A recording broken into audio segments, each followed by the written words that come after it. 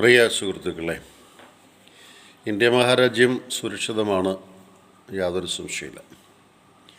മോദിയുടെ കൂടെ നിൽക്കുന്ന ഭരണകർത്താക്കളുടെയും അതുകൂടാതെ ഓപ്പോസിഷൻ നിൽക്കുന്ന വ്യക്തികളുടെയും പൂർണ്ണമായ സപ്പോർട്ടും ഇന്ത്യയിലെ ഏതാണ്ടൊരു 90% ആളുകളുടെ സപ്പോർട്ടും ഭരണകൂടത്തോടൊപ്പം ഉണ്ട് എന്നുള്ളത് ശ്ലാഘനീയമായ ഒരു കാര്യമാണ്.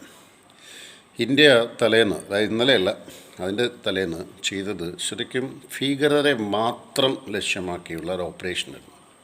അത് കഴിഞ്ഞ് ഇന്ത്യ നിർത്തി എന്ന പൊതുസമൂഹത്തോട്, രാജ്യത്തോട്, ലോകത്തോട് പറഞ്ഞു, ഞങ്ങൾ നിർത്തി, ഇനി മറ്റ് പ്രകോപനമൊന്നും ഇല്ലെങ്കിൽ ഞങ്ങൾ നിർത്തി എന്ന് വ്യക്തമായി പറഞ്ഞതാണ്. എന്നിട്ടും ഷെല്ലാക്രമണം നടത്തി പാകിസ്ഥാൻ. എന്നിട്ട് നമ്മുടെ ഒരു 10-15 പേര് അങ്ങനെ ഷെല്ലാക്രമണത്തിൽ കാശ്മീരിൻ്റെ താഴ്വരയിൽ ജീവൻ പൊലിഞ്ഞവരുണ്ട്, വീട് നഷ്ടപ്പെട്ടവരുണ്ട്, ആ മൃഗങ്ങളെ നഷ്ടപ്പെട്ടവരുണ്ട്. അതുകൊണ്ട് ജീവിക്കുന്ന മനുഷ്യരല്ല. ഇതൊക്കെ പോയിട്ടൊരു 8-8:30 ആയപ്പോൾ തുടങ്ങി അവിടെ നിന്നൊരു ഡ്രോൺ അയക്കാൻ. ഇപ്പോൾ ഇന്ത്യക്ക് മനസ്സിലായി ഇത് ശരിയാവില്ല. പക്ഷേ ഒരെണ്ണങ്ങാണ്ട് മറ്റേ താഴെ വീണുള്ളൂ, ബാക്കിയെല്ലാം അന്തരീക്ഷത്തിൽ വെച്ച് തന്നെ തീർത്തു. ആ ഒരെണ്ണം വീണതിൽ ആരും ഒന്നും ചെയ്യാനും സാധിച്ചില്ല. നാശനഷ്ടങ്ങളോ കാഷ്വാലിറ്റീസോ ഒന്നും തന്നെ ഉണ്ടായിട്ടില്ല. ബാക്കിയെല്ലാം അന്തരീക്ഷത്തിൽ വെച്ച് തീർക്കാനുള്ള കഴിവ് നമുക്കുണ്ട്. ലാഹോറിൽ 2 സ്ഫോടനം ഉണ്ടായെന്നൊക്കെ നമ്മൾ കേട്ടല്ലോ. അതെന്തായിരുന്നു? അവർക്ക് ആകാശത്തിന് മുകളിൽ വരുന്ന സാധനം ചൈനയുടെ സഹായത്തോടുകൂടിയും വാനനിരീക്ഷണത്തിൽ ഏതെല്ലാം കാര്യങ്ങൾ അങ്ങനെ വരുന്നു എന്ന് കണ്ടുപിടിക്കാൻ സാധിക്കുമായിരുന്നു. അത് തകർത്ത് ദൂരക്കളഞ്ഞു. രണ്ടാമത്തെ കാര്യം, മിനിഞ്ഞാന്ന് പട്ടാളത്തിൻ്റെ മുകളിൽ അവരിട്ടില്ല, പോയില്ല. അവരുടെ തന്ത്രപ്രധാനമായ എയറോഡ്രോംസ്, അതായത് അതും അറ്റാക്ക് ചെയ്തില്ല. ഒരൊറ്റ സിവിലിയൻ്റെ മണ്ടയ്ക്ക് ഒരു ബോംബും വീടില്ല.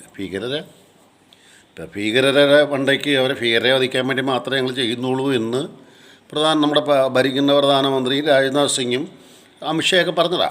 അവിടെ വെച്ച് നിർത്തിയ. പിന്നെ ഇന്നലെ കയറി തുടങ്ങിയപ്പോഴാണ് ഇന്ത്യ എന്താണെന്ന് മനസ്സിലായത്. അപ്പോൾ അവർ അത്യാവശ്യം മനസ്സിലാക്കിയിട്ടുണ്ട്. പക്ഷേ ഞാൻ വിചാരിച്ചു ഇന്നുകൊണ്ടങ്ങ് തീർന്നു. ഇന്ന് രാവിലെ വീണ്ടും തുടങ്ങി ഡ്രോൺ ഇടാനും അതോടൊപ്പം തന്നെ ഷെല്ലാക്രമണമൊക്കെ വീണ്ടും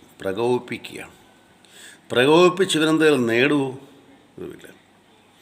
ഇരിക്കുന്ന കമ്പ് മുറിക്കുക എന്നല്ല. ചൈന എന്ത് പറഞ്ഞു? അതിന് വലിയ സപ്പോർട്ടൊക്കെ ആദ്യം പറഞ്ഞെങ്കിലും 2 കാര്യങ്ങൾ പറയണം. 2 കാര്യം സമയത്തിൽ പോകുന്നു.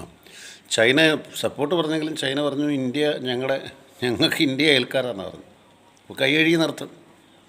പിന്നെ തുർക്കി, അത് തീവ്രവാദികൾ അവിടെ നിന്ന് ഇങ്ങോട്ട് വരട്ടെ, അങ്ങനൊന്നും പേടിച്ചു പോകുന്നൊന്നുമല്ല ഭാരതം, ഇന്ത്യ എന്ന് പറഞ്ഞു.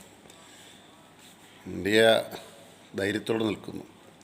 ഭരണാധികാരികൾക്കും പട്ടാളക്കാർക്കും മനോവീര്യം ഉണ്ടാകട്ടെ. നമ്മുടെ പട്ടാളക്കാരും നഷ്ടപ്പെട്ടു പോകാതിരിക്കാൻ നമുക്ക് ചിന്തിക്കാം, പ്രവർത്തിക്കാം.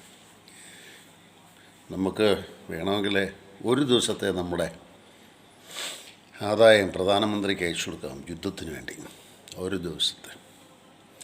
അങ്ങനെ ഇന്ത്യയോടൊപ്പം ഒറ്റക്കെട്ടായിട്ട് ഇത് കൊടുക്കുന്നത് പാവപ്പെട്ടവരെ കൊടുക്കത്തുള്ളൂ, വലിയ പണക്കാരും കൊടുക്കൂലേ.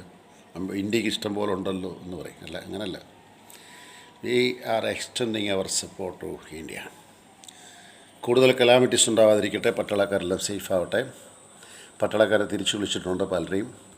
ഇന്ന് രാജസ്ഥാൻ, പഞ്ചാബ്, ഡൽഹിയിൽ പിന്നെ നടക്കുന്ന മീറ്റിംഗ് വേറെ, ജമ്മു ബോർഡറിലുള്ള 5 സംസ്ഥാനങ്ങൾ എന്തൊക്കെ മീറ്റിംഗ് വിളിച്ചിട്ടുണ്ട്. എല്ലാം സമാധാനമാകട്ടെ. സിവിലിയൻസ് നഷ്ടപ്പെടാതിരിക്കാൻ നമുക്ക് ആഗ്രഹിക്കാം.